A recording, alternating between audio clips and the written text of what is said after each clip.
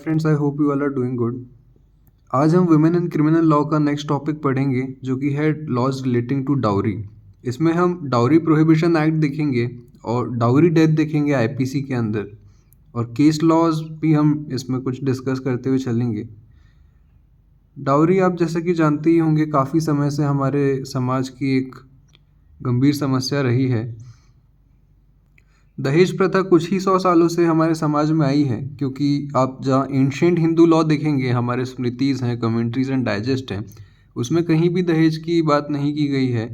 इस फॉर्म की मैरिज पहले प्रचलन में नहीं थी, ये रिसेंट ही है। और इसके जो दुष्परिणाम हैं, जो इविल्स हैं, ये फॉलोइंग, जैसे फीमेल फिटोसाइड यानी कि फीमेल चाइल्ड को बर्थ होने से पहले ही मार देना, सुसाइड बाय यंग गर्ल्स, जो या कॉलेज की गर्ल्स हैं, वो ये सोच कर कि फ्यूचर में मेरी शादी कैसे होगी, बहुत सारा दहेज देना पड़ेगा, बहुत खर्चा होगा, उसके प्रेशर में सुसाइड कर लेती हैं। बहुत से घरों में एजुकेशन रोक कर, लड़कियों की एजुकेशन रोक कर, शादी के लिए पैसे बचाने के लिए एजुकेशन रोक दी जाती है। और मेंटल हरासमेंट तो होता ही है, कई बार शादियों के बाद भी होता है डाउरी को लेके, और कुछ जगह उनके अपने घर में भी होता है। क्योंकि इन्हीं कुछ वजहों, डाउरी जैसे ही कुछ वजहों से, जो बैकवर्ड थिंकिंग वाले लोग हैं, जो पिछड़ी सोच वाले लोग हैं, वो लड़कियों को बोझ मानते हैं। इन सब दिक्कतों को कम करने के लिए सरकार ही कानून लाई है, और काफ़ी हद तक स्थिति पहले से भी बेहतर हुई है। डाउरी प्रोहिबिशन एक्ट 1961, इसकी सेक्शन 2 में डेफिनेशन दी गई है डाउरी की। डाउरी मीन्स कोई भी प्रॉपर्टी या वैल्यूएबल सिक्योरिटी जो कि दी गई है या फिर देने का वादा किया गया है डायरेक्टली या इनडायरेक्टली शादी के एक पक्ष के द्वारा शादी के दूसरे पक्ष को, यानी कुछ गिफ्ट, वैल्यूएबल सिक्योरिटी या प्रॉपर्टी देने का वादा भी किया है, मतलब समझौता हुआ है, वो भी डाउरी माना जाएगा। और हालांकि हमारे समाज में लड़के की तरफ से लड़की के घर वालों को कुछ देने का प्रथा नहीं है, इसलिए हम उसकी बात नहीं करेंगे। लेकिन इस एक्ट में ऐसा साफ नहीं दिया गया है कि लड़की की साइड से ही लड़के की साइड को जो दिया गया है वही गिफ्ट माना जाएगा। देन क्लॉज बी कहता है पेरेंट्स और other person to either party और अदर पर्सन, यानी कि ज़रूरी नहीं है कि लड़की या उसके पेरेंट्स, उनके अलावा भी कोई रिलेटेड पर्सन भी गिफ्ट देता है लड़के को, उसके पेरेंट्स को, या उससे रिलेटेड किसी पर्सन को, एट, बिफोर और आफ्टर, मतलब शादी के समय, शादी के पहले या शादी के बाद। बस इम्पॉर्टेंट ये है कि वो मैरिज के कनेक्शन में होना चाहिए जो गिफ्ट दिया गया है, जो वैल्यूएबल सिक्योरिटी दी गई है। और इसमें एक एक्सक्लूजन दिया गया है, जो मुस्लिम पर्सनल लॉ में मेहर का प्रोविज़न, जो मेहर की मान्यता है, वो डाउरी नहीं कहलाएगा, उसे इससे एग्जम्प्ट किया गया है। अर्जुन टोंडीबा कामले वर्सेस स्टेट ऑफ महाराष्ट्र में हाईकोर्ट, बॉम्बे हाईकोर्ट ने कहा था कि ऐसी कोई डिमांड शादी से रिलेटेड होनी चाहिए, अगर वो डिमांड शादी से उसका कोई लेना देना नहीं है तो उसे डाउरी नहीं कहेंगे। नेक्स्ट केस लॉ में इलाहाबाद हाईकोर्ट ने कहा था कि ऐसा गिफ्ट, वैल्यूएबल सिक्योरिटी या प्रॉपर्टी ज़रूरी नहीं है कि मैरिज की कंसिडरेशन में हो, यानी कि कंसिडरेशन में हम तब कहेंगे कि ऐसा कहा जाए लड़के वालों की तरफ से, या भले ही लड़के वालों की तरफ से, कि आप ये गिफ्ट देंगे, इतना फलाना फलाना गिफ्ट देंगे तो ही हम ये शादी करेंगे, तो उसे कंसिडरेशन माना जाएगा। इस केस लॉ में यही कहा था इलाहाबाद हाई कोर्ट ने कि ज़रूरी नहीं है कि वो जो डिमांड है या फिर गिफ्ट है वो कंसिडरेशन हो मैरिज का, मैरिज के कनेक्शन में हो तो भी सफिशिएंट है। क्योंकि ये भी तो होता है कि शादी के कुछ सालों बाद ऐसी डिमांड की जाए और वाइफ को परेशान किया जाए कि पेरेंट्स से कुछ प्रॉपर्टी या कुछ मिल जाए।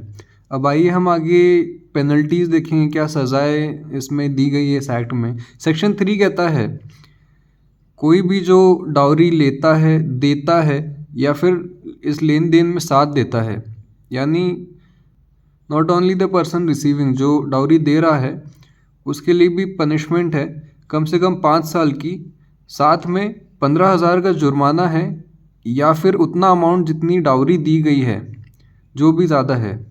मान लीजिए 1 लाख की डाउरी दी गई है, कोर्ट में साबित हो जाता है तो जुर्माना 1 लाख रहेगा। और अगर किसी केस में 5,000 10,000 का डाउरी दी गई है और उतने वैल्यू का कुछ आइटम दिया गया है तो जुर्माना 15,000 रहेगा। अब इसी सेक्शन में ये कहा गया है कि ऐसे गिफ्ट्स को एग्जेम्प्ट किया जाएगा, ऐसे गिफ्ट्स को डाउरी नहीं माना जाएगा जो एक लिस्ट में एंटर करके इस एक्ट की प्रोविज़न को फॉलो करते हुए दिए गए हैं। उतनी छूट दी जाती है, लेकिन उस केस में ये देखा जाएगा कि उन गिफ्ट्स की वैल्यू एक्सेसिव नहीं है, पार्टीज़ की जो फाइनेंशियल कंडीशन है उसको ध्यान में रखते हुए। अब section 4 penalty for demanding dowry. Dowry की डिमांड करना भी क्राइम है। इसकी भी पनिशमेंट 6 महीने से 2 साल और 10,000 फाइन की रहती है। डाउरी की डिमांड करना डायरेक्टली या इनडायरेक्टली ब्राइड या ब्राइड ग्रूम के पेरेंट्स या दूसरे रिलेटिव से या गार्जियन से इस सेक्शन के परव्यू में आ जाता है और पनिशमेंट के लिए लायबल होता है। देन सेक्शन 4A, ये 1986 के अमेंडमेंट से ऐड किया गया है जो एडवर्टीजमेंट पे बैन लगाता है। पहले ये ऐसा भी बहुत होता था कि लोग पेपर में एडवर्टीजमेंट देते थे कि जो हमारी लड़की से शादी करेगा उसको हम इतना गिफ्ट देंगे, इतनी प्रॉपर्टी देंगे वगैरह वगैरह। तो सेक्शन 4A पिनलाइज करता है कि जो भी ऐसा एडवर्टीजमेंट देता है, साथ ही जो उसे प्रिंट करता है, पब्लिश करता है, उस व्यक्ति को भी 6 महीने से 5 साल तक की सज़ा और 15,000 का फाइन इम्पोज होगा। देन सेक्शन 5 ही कहता है कि अग्रीमेंट फॉर टेकिंग और giving dowry shall be void, यानी कि दहेज के संबंध में कोई अग्रीमेंट किया गया है वो वॉइड रहेगा, उसका कुछ अस्तित्व नहीं रहेगा, that will not be enforceable. Section 6 कहता है कि जहाँ पे गिफ्ट दिया है, डाउरी दी है, वो वाइफ के बेनिफिट के लिए रहेगा, यानी कि लड़की के पेरेंट्स उसे कुछ गिफ्ट देते हैं डाउरी के रूप में शादी के बाद या पहले या शादी के समय, तो वो उस लड़की के पास ही रहेगा। और अगर उसके हस्बैंड या कोई और ऐसे गिफ्ट की कस्टडी में है तो उन्हें ट्रस्टी ही माना जाएगा, लेकिन जो ओनरशिप है वो उस लड़की की रहेगी, वुमेन की रहेगी। और अगर उस वुमेन की डेथ होती है तो वो उसके हायर्स को सक्सेशन के रूप में पास ऑन किया जाएगा। और अगर वाइफ की डेथ शादी के 7 साल के अंदर होती है अननेचुरल कॉजेस से, उस केस में ऐसा जो डाउरी है वो या तो उनके चिल्ड्रन को जाएगा, या फिर अगर चिल्ड्रन नहीं है तो वापस पेरेंट्स के पास जाएगा वाइफ के, जिनने ऐसा गिफ्ट दिया था। इस टॉपिक पे एक फेमस केस लॉ भी है, प्रतिभा रानी वर्सेस सूरज कुमार। इसमें सुप्रीम कोर्ट ने कहा था स्त्रीधन अगर हस्बैंड या इन लॉज की कस्टडी में भी है तो उन्हें ट्रस्टी ही माना जाएगा और they will be bound to return. इस केस में ये डिस्कशन भी हुआ था सेक्शन 405 और 406 जो कि क्रिमिनल ब्रीच ऑफ ट्रस्ट की बात करते हैं।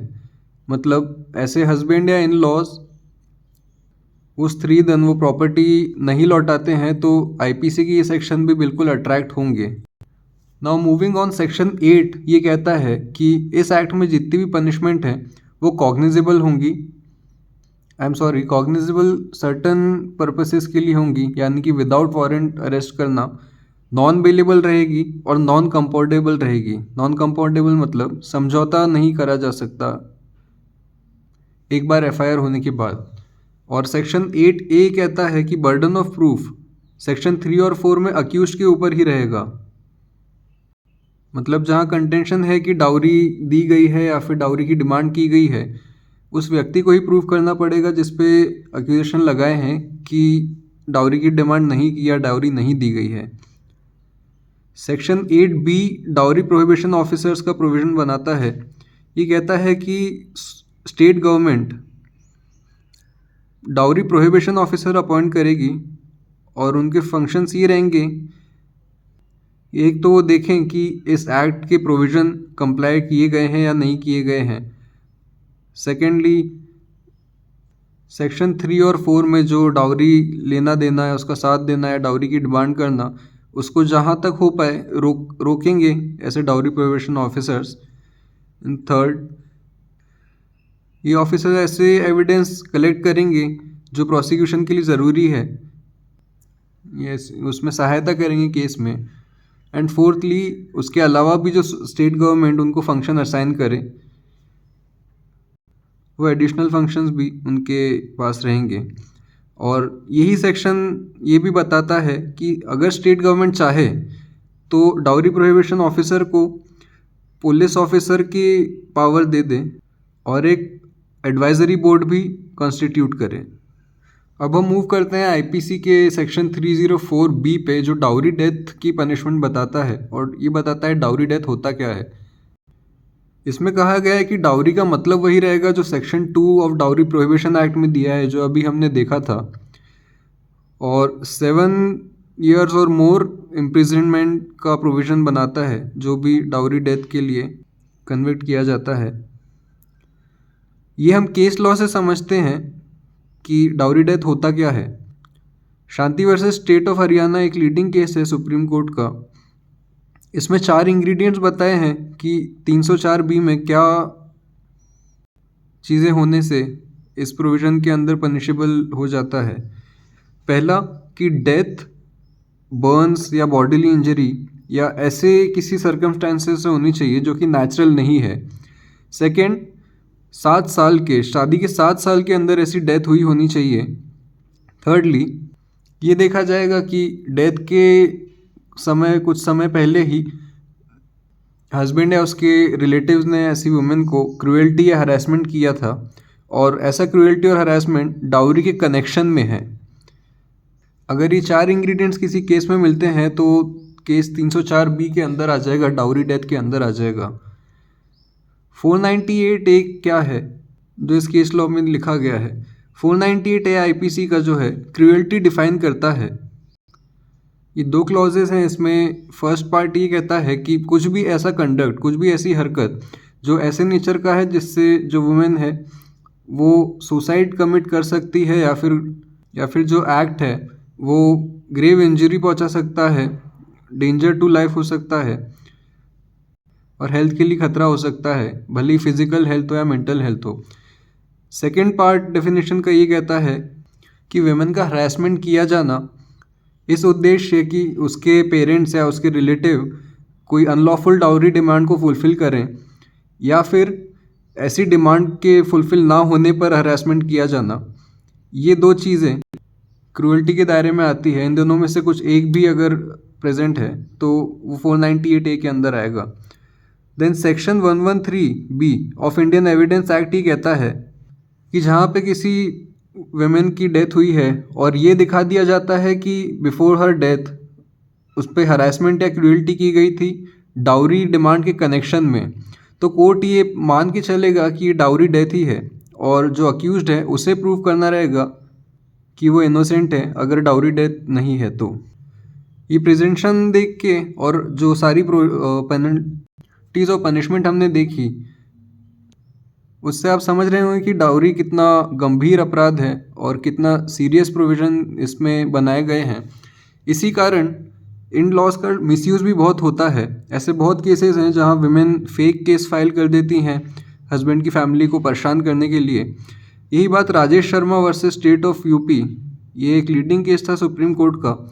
इसमें सुप्रीम कोर्ट ने एक्नॉलेज किया कि कई लोग डाउरी के लॉज को मिसयूज़ करते हैं, और इसी केस में सुप्रीम कोर्ट ने एडिशनल सॉलिसिटर जनरल को ये बात मेंशन करी और उन्हीं के स्टेटमेंट भी इस केस में जजमेंट में उनने इंक्लूड करे और डायरेक्शन दिया कि एक फैमिली वेलफेयर कमेटी बनाया जाए कि आईपीसी 498 जो क्रूएल्टी बताता है उससे रिलेटेड जो मैटर्स हैं उनसे डील करें ये फैमिली वेलफेयर कमेटी।